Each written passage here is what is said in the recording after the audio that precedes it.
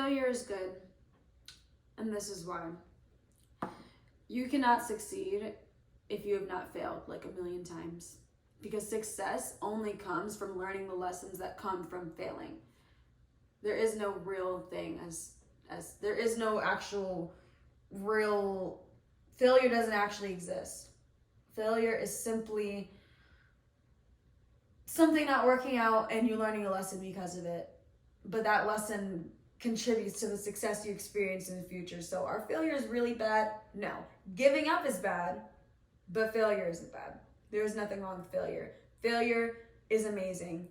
You need to fail. You need to fail as hard and as fast as possible. A lot of rich people will give you this advice. I can't give an actual example because I don't remember off the top of my head, but like people have said this. Billionaires have said this. Like people have said this. Fail as hard and as fast as possible, because the faster you learn the lessons you need to learn in order to be successful, the faster you will be successful. Case in point, with myself, right? So I have a clothing line, Mauikaimalone. I'm wearing it right now. This is the tracksuit we have. I'll link it in the description. But case in point with us, we started in 2020 with the pandemic. And it came out of nowhere. It wasn't really planned. It was something that we did for fun out of boredom, and then we decided to take it seriously. It became this larger brand, and now things are happening for us, right? But y'all don't know how many times we failed along the way, how much money we had to invest in the wrong thing in order to finally get it right. We are what, three and a half years into this business, you know, and we beat the statistics. I think 80% of Black businesses don't make it past like 18 months, and we're past that. Like most don't succeed. And I honestly think, besides, you know, lack of resources and funding, it's giving up too soon. You can't give up on the things you really want. You can't. And as far as the failure is concerned with us, so many things went wrong in the beginning. So many people we worked with that have screwed us over, and you know, money was lost. And what's an actual example? It's an actual story I could give you guys. Okay, so New York Fashion Week. I'll tell the story here, right? Our very first New York Fashion Week show. We were super excited about it. We did it with a production company who I will not name.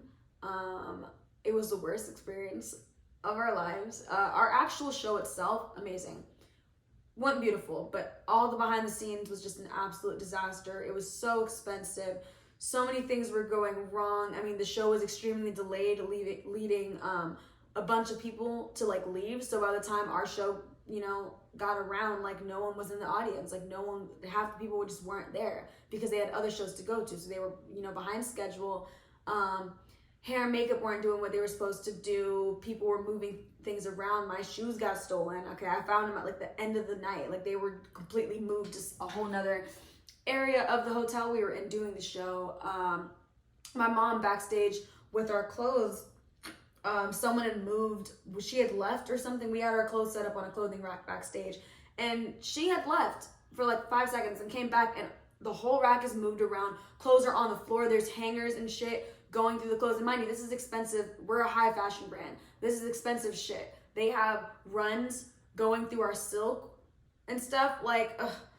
So many brands, and it's not just us, so many brands had that same experience, to the point where they were banding together to sue that production company. It was really bad.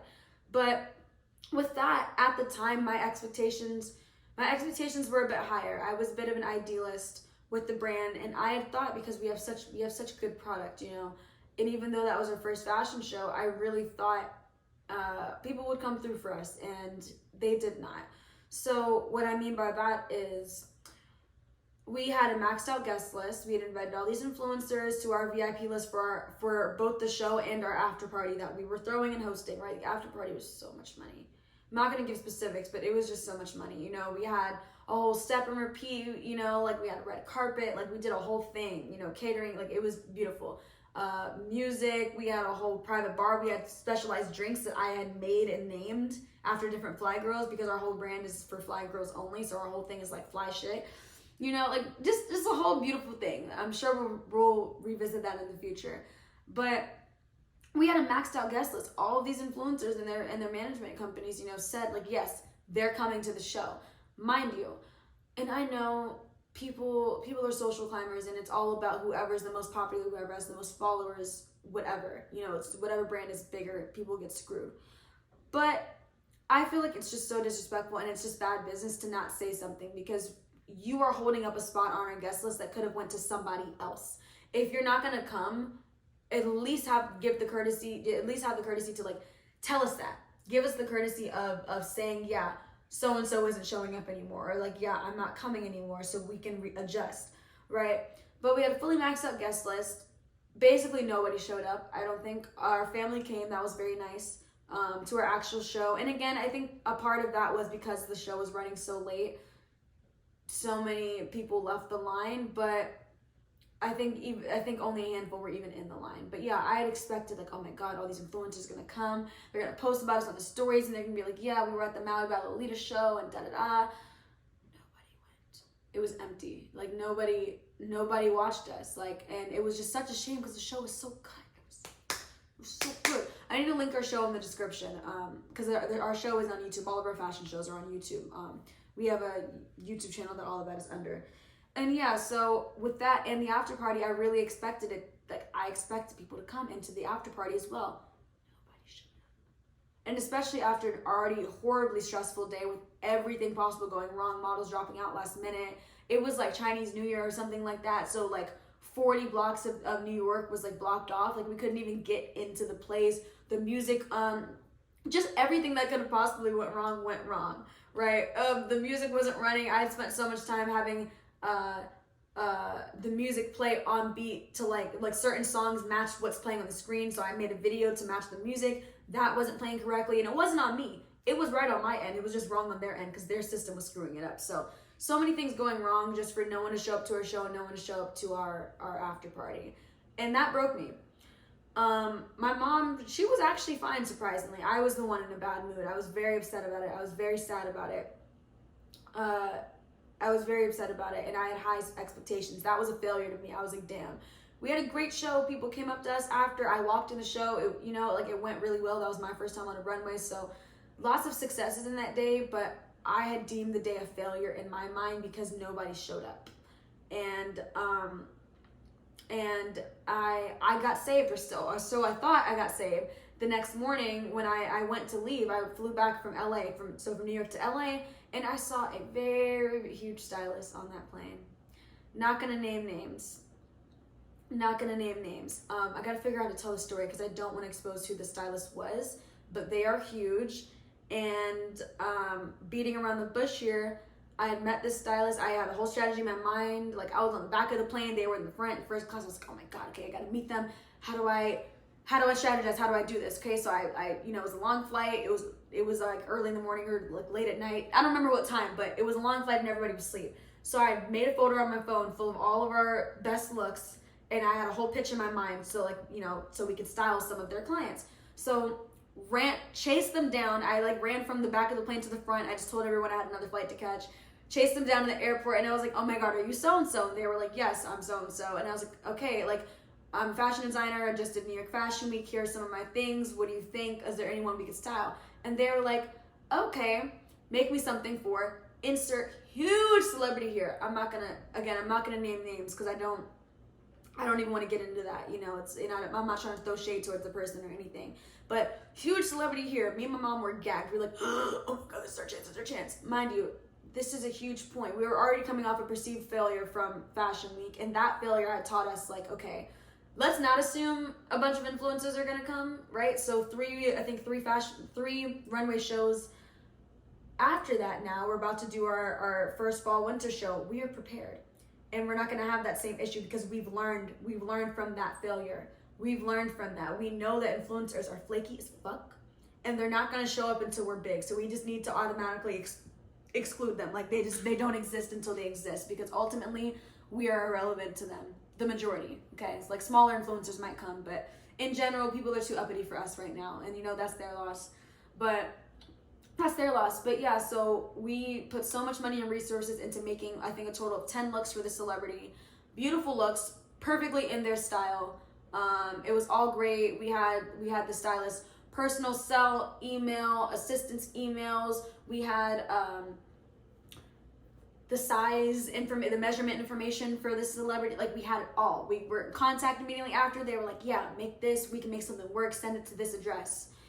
And then nothing, absolutely nothing. And mind you, like, we're a new brand. We put like everything, not everything we had, but just so much money wasted into that, you know, and that was something that definitely could have blew us up. Definitely could have blew us up, like immediately could have blew us up. And once we made and sent the clothes, this stylist just stopped responding back. And something else happened with the stylist that I won't say, because then you'll definitely figure out who it is. But the stylist no longer, I don't know, just stopped responding, and that whole thing fell through. And it was something else was also happening with the celebrity at the time. So we were like, okay, maybe it's just because of that too. But yeah, basically it fell through. We were very upset about that. Again, another failure. We had put so much money and time into that. But what did we learn from those two things? One, influencers are flaky. Don't assume they're all going to show up. Plan for a smaller guest list. Like, we had to learn to strategically plan how we are going to. We had to learn to strategically plan our guest list for our shows. We can't base it around influencers, because in the beginning I'm thinking, okay, everything is influencer marketing. We're not going to be famous, and we're not going to blow up unless we go viral. Like, we need to go viral. That was me. I'm on marketing for our brand mostly, compared to my mom. So I'm just like, viral. We have to go viral, or no one's going to see us, because that's just the market we're in. Everything is freaking TikTok now. So I was like, yeah, we have to have influencers or we're irrelevant. And time after time, these influencers screw us, but they're going to continue to screw us until we are big enough for them to not screw us. And that is what it is. So what I learned from that is we have to strategically plan our guest list. So now with their new show, we have a bunch of press coming, minimal influencers. It's a small, more private show. Okay, so that's better for us, because these press publications in the long run are much better for us, much more relevant for us than a random post on someone's Instagram.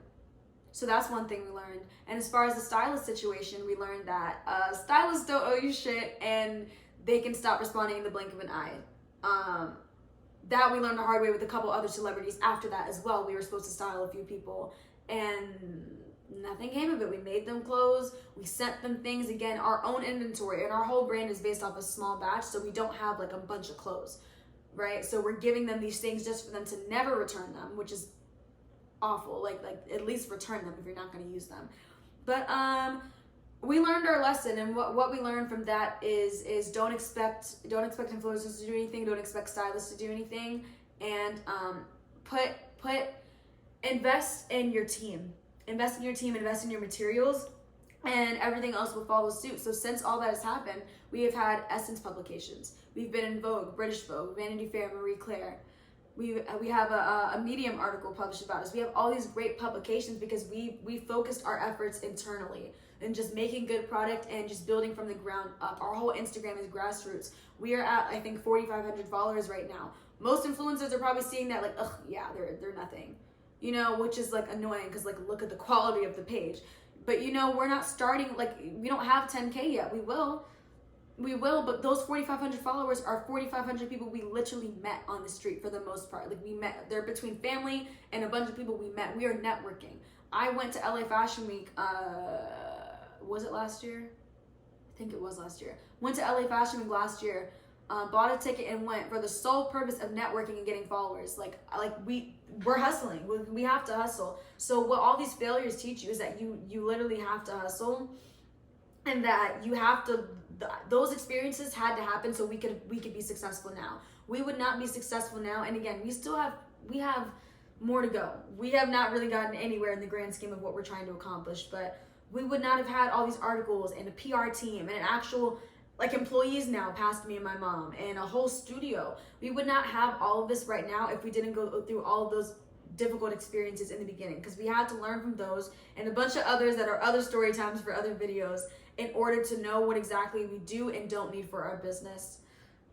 So what I hope you take from this is that failure is absolutely necessary, and you cannot succeed unless you fail first. So fail fast, fail hard, fail first, and don't just fail and not learn. You have to learn your lessons. Take those lessons and apply those lessons to what you are doing in the future. That is the only way you'll be successful. So I hope that wasn't just a lame ramble. Like, I don't even know what I just said, but I hope that was helpful. I really hope that was helpful. I don't know what I just said. But yeah, if you like this video, please give it a thumbs up, share with your friends and family if they need this message. If you know somebody that's also going through a lot of hardships and failing a lot, maybe this will give them some comfort, and maybe they'll understand that failures do have a purpose in your success, in your story. Okay, they thicken the skin. They thicken the skin. Listen, my skin is thick. I do not give up if an influencer doesn't come anymore. I really don't care. That made me cry my eyes out that first time that happened. I was like, wow, no one likes us. But you know what? I could not care less now, because they are missing out so bad. They're missing out so bad. And when we're hugely successful, it is really going to be their loss that they didn't come to our show when they could have, because now they're going to have to wait in line with the rest of the people that can't get in. So with that being said, goodbye, y'all. Stay tuned for the next video. Subscribe if you want to see more content like this.